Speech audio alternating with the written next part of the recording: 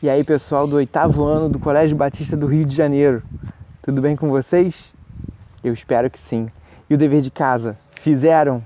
Eu espero que sim também, porque ele está totalmente conectado com o que a gente vai conversar aqui rapidinho hoje. Primeiro, deixa eu apresentar para vocês o nosso cenário, que é a nossa inspiração de hoje. Alguém sabe que lugar é esse? Onde eu vim parar? Com esse monte de maritaca passando voando aqui. Então, pessoal, eu estou no Instituto de Biologia da Universidade Federal do Rio de Janeiro. Aqui foi onde eu estudei, onde eu me formei, onde eu adquiri todo esse conhecimento que eu posso estar conversando com vocês. Resolvi vir aqui hoje para motivá-los nesse tempo em que estão em casa para que pesquisem mais. Pesquisem sobre os lugares, sobre as profissões, sobre o seu futuro, o que você quer ser. É um tempo em que a gente não pode deixar passar em vão. Eu acredito que Deus tem para cada um de vocês propósitos incríveis e que vocês precisam descobrir o quanto antes. Busquem, busquem mesmo. Então, pessoal, sobre o que nós conversamos antes do recesso, o nosso conteúdo, não é? Começamos falando sobre corpo humano, a origem, como que o design inteligente, como que a criação organizou o ser humano. E aí, 2 segundos para vocês lembrarem. Quais são os níveis de organização do corpo humano? Vamos lá? Começamos por aquele menorzinho de todos. Célula. Todo ser vivo é composto por célula. Ainda que existam aqueles com uma célula só, como as bactérias, mas elas têm célula, não é? Então, no nível de organização do corpo humano, nosso menor nível é a célula. E um conjunto de células forma o tecido. Temos vários tecidos no nosso corpo. E um conjunto de tecidos forma um órgão. Temos vários órgãos. E um conjunto de órgãos formam sistemas. Temos sistemas. E um conjunto de sistemas forma o organismo. Forma o nosso corpo humano.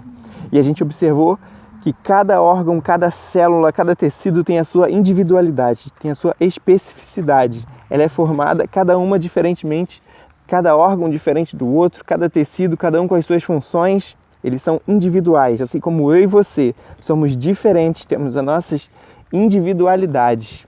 Porém, no nosso organismo, todos são interdependentes. Um precisa do outro, não é? Não tem como nosso corpo funcionar se o nosso pulmão não estiver bem. Nosso corpo funcionar se o nosso coração, se as células do nosso sangue não estiverem bem, todo o corpo fica comprometido. E assim também é com a igreja do Senhor, não é? Quando dizemos que somos um corpo, o corpo de Cristo, precisamos estar bem ajustados.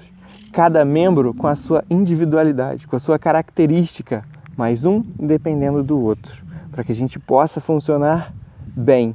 Não tem como um corpo funcionar bem se um órgão, se um membro, se uma célula estiver mal, defeituosa, tendo problemas, não é?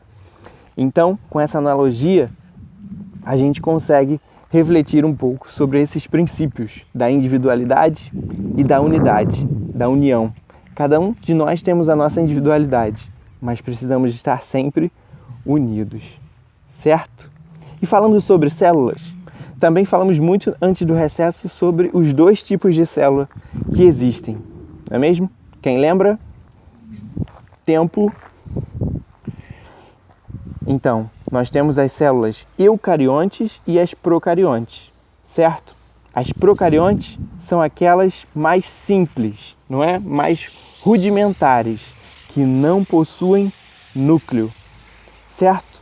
E os seres vivos que possuem esse tipo de célula são as bactérias, somente as bactérias, o reino Monera, que é o reino das bactérias, somente nele que nós vamos ver as células procarióticas. E as eucarióticas?